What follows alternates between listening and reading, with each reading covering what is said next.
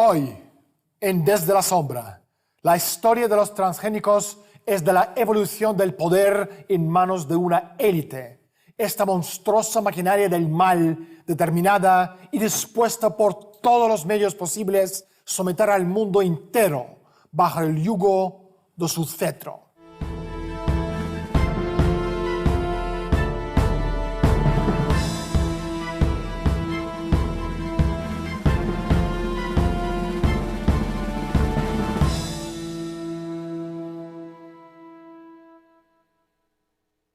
Nuestro planeta tiene todo lo que necesitamos para producir alimentos nutritivos naturales para dar de comer a toda la población mundial. Sin embargo, 1.000 millones de personas en el mundo entero se mueren de hambre. Un número jamás visto en los anales de la historia. Entonces, ¿cómo puede ser que nuestro mundo se enfrenta a la perspectiva de una década o más de hambre en una escala global? La respuesta está en las fuerzas y grupos de interés que han decidido crear de forma artificial una escasez de alimentos nutritivos. Es una historia de la evolución del poder en el control de un grupo selecto en el que se puso incluso la ciencia al servicio de la minoría. El objetivo estratégico de controlar la seguridad alimentaria mundial tiene su origen a finales de los años 30. La investigación fue financiada a menudo de forma subrepticia por un grupo selecto de fundaciones privadas que habían sido creadas para preservar la riqueza y el poder de un puñado de familias estadounidenses. ¿Quiénes son esa gente? ¿Qué quieren? ¿Qué tiene que ver la familia Rockefeller con la reducción de la población mundial por un lado y con los transgénicos por el otro? En un minuto estaremos con William Engdahl, economista, experto de geopolítica y autor de un bestseller mundial, Las semillas de la destrucción.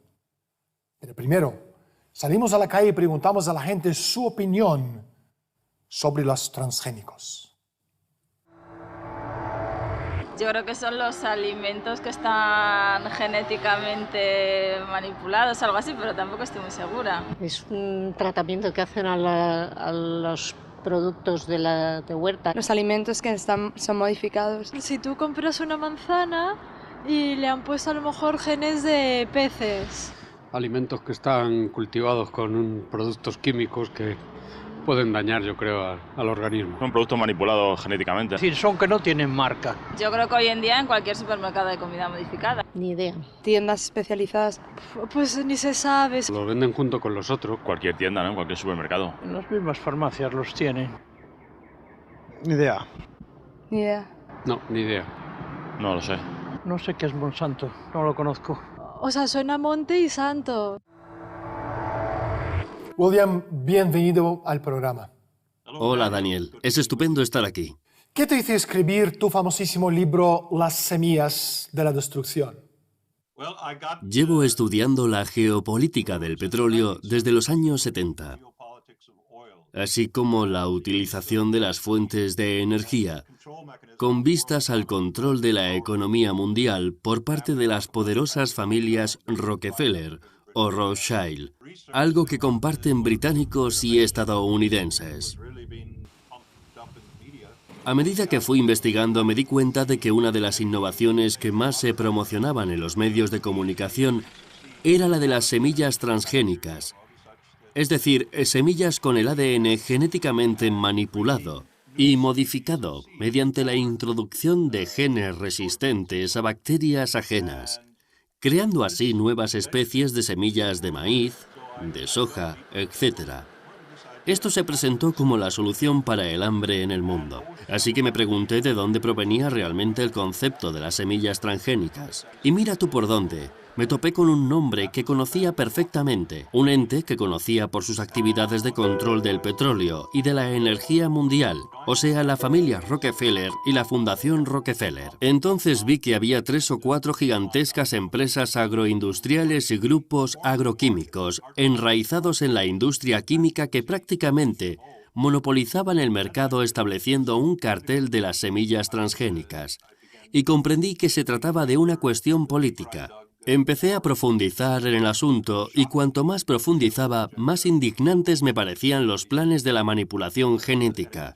Se relacionaban directamente con la implicación de los Rockefeller en lo que llaman eugenesia, es decir, exactamente la política racista desarrollada por Hitler y los nazis en el Tercer Reich. Lo que poca gente sabe, sin embargo, es que la eugenesia practicada por los nazis era financiada por la Fundación Rockefeller. Para la gran mayoría de los oyentes, todo esto suena a una auténtica locura. William, ¿por qué quieren los Rockefeller reducir la población mundial? A lo largo de toda la historia, los poderosos han conspirado sistemáticamente para conservar su poder o aumentarlo. La conspiración de los transgénicos se remonta a Henry Kissinger. Kissinger fue un protegido de la familia Rockefeller. Le debió su cargo no al New York Times, sino a Nelson y David Rockefeller y compañía. Gracias a estos contactos con los Rockefeller, Kissinger se convirtió en consejero nacional para la seguridad y ministro de Exteriores de Richard Nixon, es decir, el hombre más poderoso de Washington a mediados de los años 70. Kissinger dijo entonces, en plena crisis alimentaria y petrolífera, que si se controla el petróleo, se puede controlar países enteros, pero que si controlas la comida, controlas a las personas. Este ha sido el sueño de esas poderosas familias desde por lo menos los años 20, cuando los Rockefeller empezaron a financiar masivamente las sociedades eugenésicas estadounidenses. El uso de los alimentos como arma es una práctica antigua y se puede encontrar por lo menos hace 4.000 años en Mesopotamia. En Grecia, los cultos de Apolo, Demeter, Rea Cíbele a menudo controlaban el transporte de cereales y otros productos alimenticios a través de los templos. Roma imperial, a continuación Venecia, después el Ducado de Borgoña y las poderosas empresas holandesas y británicas de Levante, además de las compañías de las Indias Orientales y las compañías de las Indias Occidentales, siguieron el ejemplo. Hoy en día, la guerra de los alimentos está firmemente bajo el control de Londres, con la ayuda de socios subordinados, sobre todo en Suiza y Ámsterdam. ¿Qué nos podrías contar acerca del estudio recién cumplido de la Universidad Francesa de Caen acerca de las semillas transgénicas? El estudio de Caen por parte del grupo del profesor Seralini ha sido un terremoto en el mundo de los transgénicos y de las semillas blindadas, revelando la gran mentira de Monsanto. El estudio Seralini, llevado a cabo por un grupo muy serio en Francia, fue el primero. Y lo que encontraron fue que las ratas desarrollaban tumores cancerosos. Hay fotos en Internet. El estudio se publicó en una revista nutricionista de los Estados Unidos, una revista científica seria, y causó un grave dilema para Monsanto, porque tuvieron que desacreditar el estudio. Lo han conseguido desacreditar gracias a la Unión Europea, a la Comisión de Bruselas y al lobby de Monsanto en Bruselas. La Autoridad Europea de Seguridad Alimentaria, la EFSA, es supuestamente responsable de evaluar neutral y científicamente la salubridad de los alimentos que comen los consumidores de la Unión Europea. Pero la mayoría de sus miembros han sido designados por Monsanto y han recibido beneficios de ella, como subsidios para investigaciones en sus universidades, y todo esto está documentado, no son conjeturas. Pasamos página y examinemos más nítidamente la agroindustria, si no te importa, William. Las 6 corporaciones más grandes del mundo de cereales controlan el 90% de nuestros alimentos.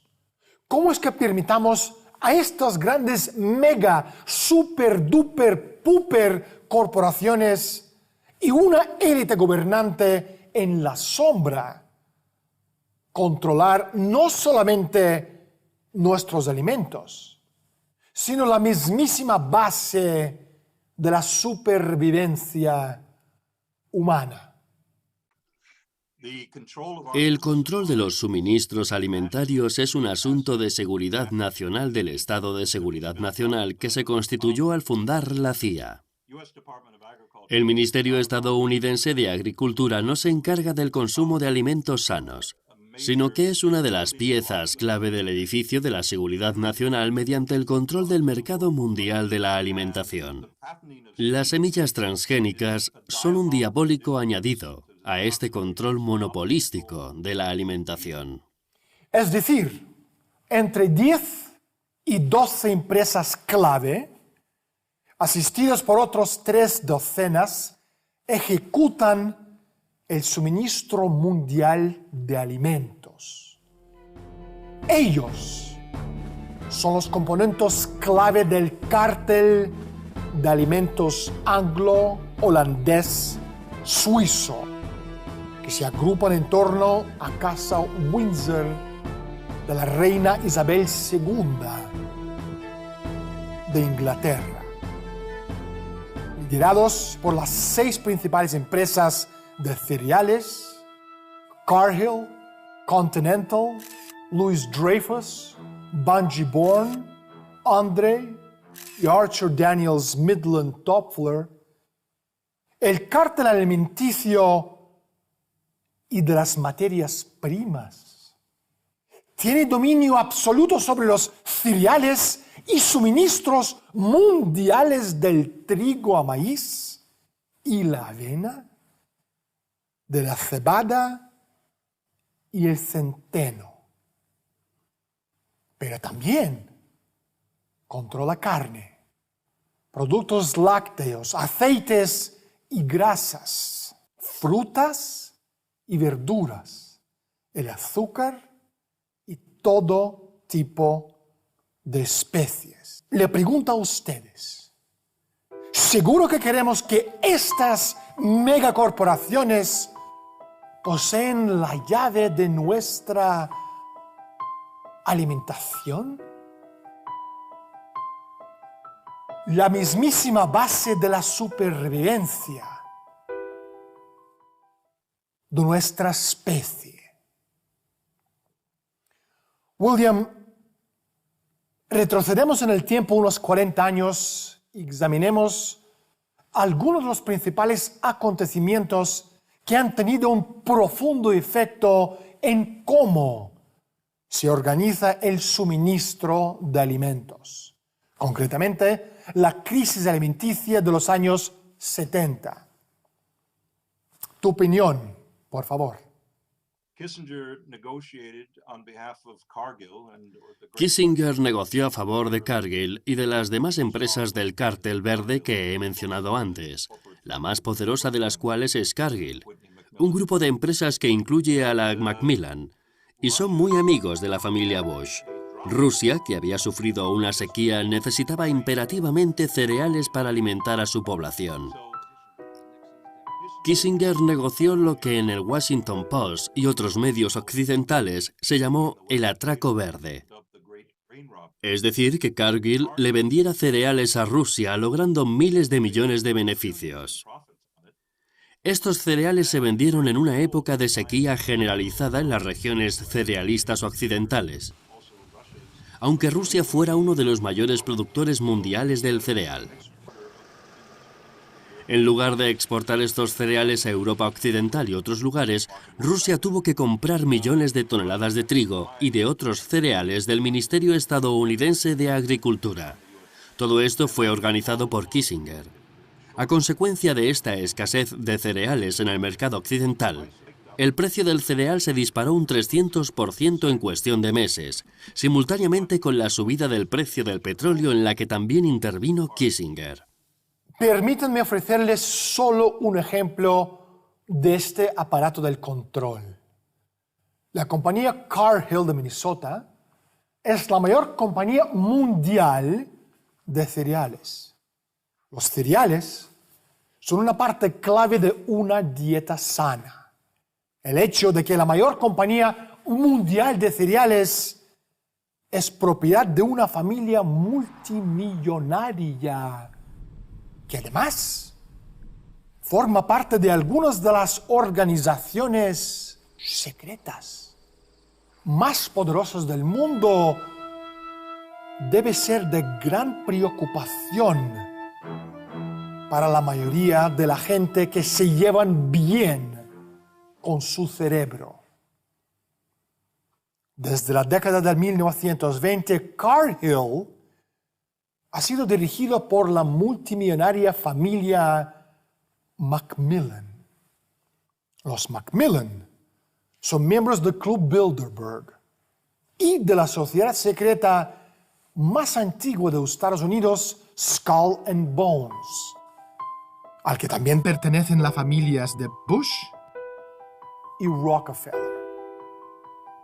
John Hugh Macmillan, presidente y consejero delegado de Cargill desde 1936 hasta 1960, ostentó el título de Caballero Comandante Hereditario de Justicia de la Soberana Orden de San Juan, Caballeros de Malta, una de las órdenes más importantes de la corona británica. Ahora, el brazo financiero internacional de Cargill se llama Tradax Inc. Tiene su sede en Ginebra, Suiza. Tanto Banco Lombard-Odier, así como el Banco Pictet, ambos muy viejos, muy privados, muy suizos y muy sucios, poseen un pedacito de Tradax. El principal proveedor de financiación de Tradax es Credit Suisse, con la sede en Ginebra. Credit Suisse es uno de los más grandes bancos del mundo dedicados al blanqueo de dinero.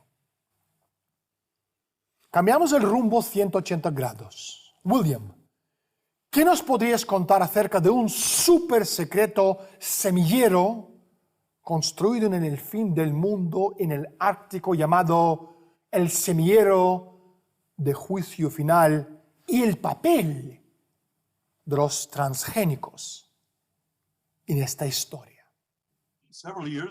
Hace algunos años empezó algo muy raro en Stavanger, que si lo miras en el mapa, está más allá del círculo ártico, o sea, bastante al norte. Era un peñón que históricamente pertenecía a Noruega. El gobierno noruego tomó dinero prestado de la Fundación Rockefeller, de la Fundación Bill Gates y de otras. El gobierno noruego históricamente siempre ha favorecido la eugenesia y lamento decir que yo mismo soy medio noruego. Empezaron a construir un búnker antiatómico a gran profundidad en el peñón de Stavanger. A la BBC le pareció tan raro que lo llamaron el silo del juicio final, que me parece un buen nombre para ello. En este silo empezaron a almacenar todas las variedades de semillas que existen sobre la faz de la Tierra, aunque existen bancos de semillas en México para las variedades de maíz que se utilizan en Norteamérica, en Europa y en todo el mundo. Si nos fijamos en quién financia todo esto, vemos que la Fundación Bill Gates es uno de los accionistas mayoritarios del grupo Monsanto. Y está documentado que Bill Gates apoya a los transgénicos como solución para el hambre en el mundo. y que está apoyando en África algo llamado la Revolución Verde Africana. La Revolución Verde, en medio de una campaña de publicidad en medios de comunicación, supuestamente han salvado a más de 1.000 millones de personas del hambre, principalmente en México, América Latina, India y otros países seleccionados a través de la eficiencia del mercado libre durante los años 50 y 60. En realidad, como se supo años después, la Revolución Verde fue un brillante plan de la familia Rockefeller para desarrollar su agronegocio globalizado, que después podría monopolizar igual que habían hecho en la industria mundial del petróleo a partir de medio siglo antes.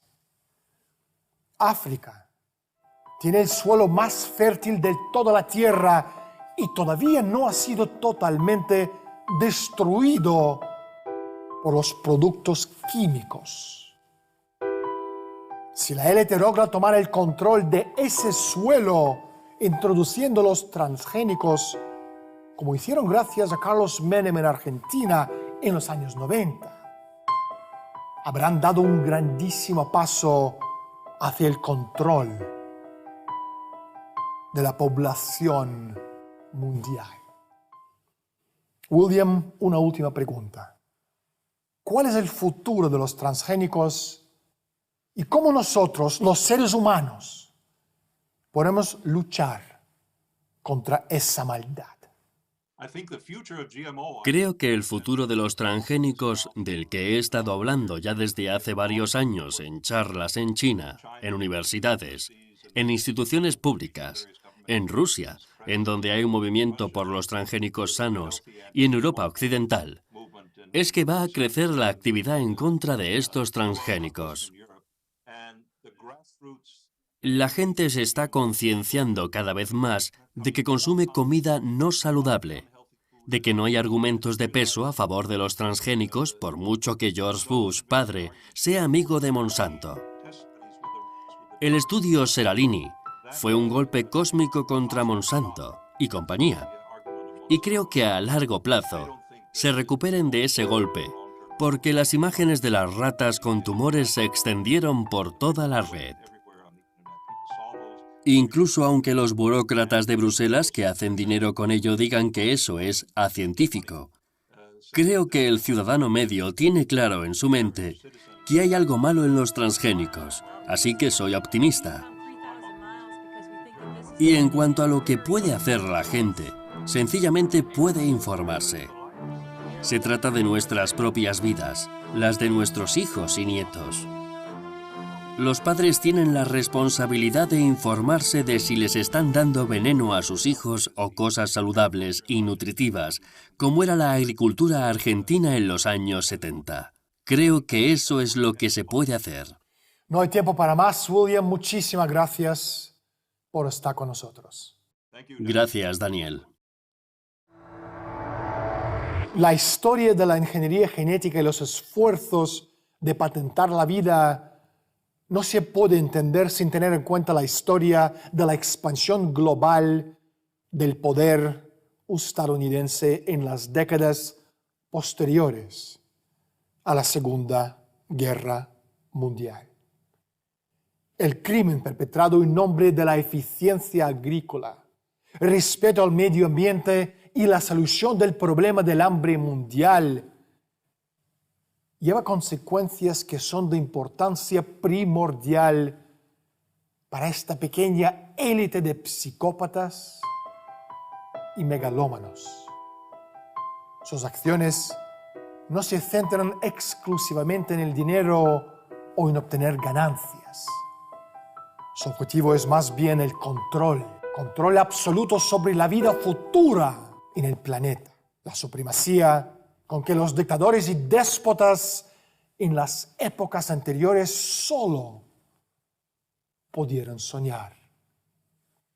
La élite detrás del proyecto de los transgénicos se encuentra a menos de una década de la dominación total de las capacidades de los alimentos del planeta. ¿Es lo que queremos? No compete a Dios salvarnos, sino a nosotros mismos. Jamás encontraremos las respuestas correctas si no somos capaces de formular las preguntas adecuadas. Soy Daniel Stulin. Bienvenidos al mundo de Humo Espejos. Gracias por estar con nosotros y hasta la semana próxima.